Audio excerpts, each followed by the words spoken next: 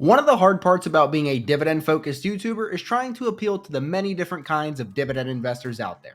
You have many different kinds of people. Well, in my attempt to do just that, welcome back to the Power 5 Stocks of the Week. In this series, each week I present you all with the top performers in the following categories: dividend yield, dividend streak, dividend growth rates, 10-year returns, and the stock trading the highest percentage off of their 52-week high. All of these stocks are going to have an ex-dividend date of next week, and the only requirements for consideration to be on this list is that you have to outperform the S&P 500 over the past 10 years and have a dividend streak of at least 5 years. That sounds good to me. Me too. If you're looking for a new take on a top 5 series that you're not going to find anywhere else on YouTube, make sure you subscribe and tune in each and every Friday.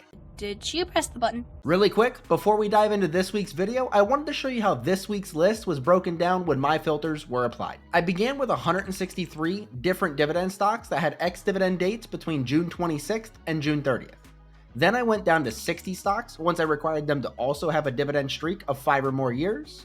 Finally, the list was brought down to just 31 stocks, or 19.02%, of the original list when I filtered for only the stocks that had outperformed the S&P 500 over the past 10 years. From there, I let the numbers speak for themselves, and here are the best of the best. And this combination is really not that common. This week's stock with the highest dividend yield is also the stock with the highest dividend growth rates. That stock is Innovative Industrial Properties, stock ticker IIPR. IIPR is a quarterly payer in the real estate sector, paying $7.20 per share per year, with a forward dividend yield of 9.64%. IIPR has been paying and growing that dividend over the last 6 years. They have a 3-year dividend growth rate of 28.37%, a 5-year dividend growth rate of 54.97%, and a payout ratio of 89.36%. IIPR has an ex-dividend date of June 26th with a payout date of July 14th, and this one has history going back to December 1st of 2016.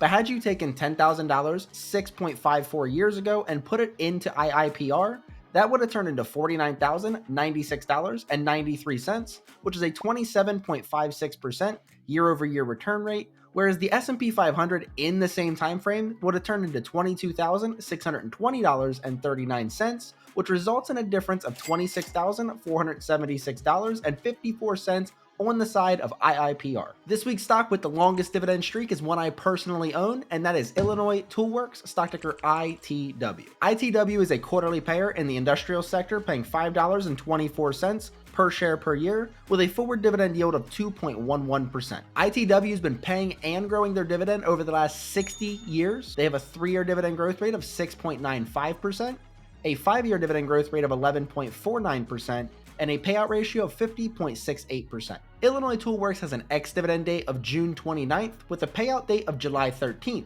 and a single $10,000 investment into Illinois Toolworks 10 years ago while only reinvesting dividends since then would have turned into $43,924.57, which results in a 15.95% year-over-year return rate, whereas the S&P in the same time turned into $32,415.53, which results in a difference of $11,509.04 over the past 10 years. We've now reached the halfway point in today's video. If you guys are enjoying this content, make sure you guys are hitting that thumbs up button to show your thanks, and don't forget to subscribe and ring the bell so you don't miss any of my fresh dividend related uploads, especially this series that goes live each and every Friday. Lastly, I'm open to suggestions. Use the comment section down below to let me know if there's any dividend related content you guys want to see. But now, let's see which stock has the best 10-year performance and which one might be trading at a great deal. This week's stock with the best 10-year returns is STLD, stock ticker STLD. STLD is a quarterly payer in the materials sector, paying $1.70 per share per year,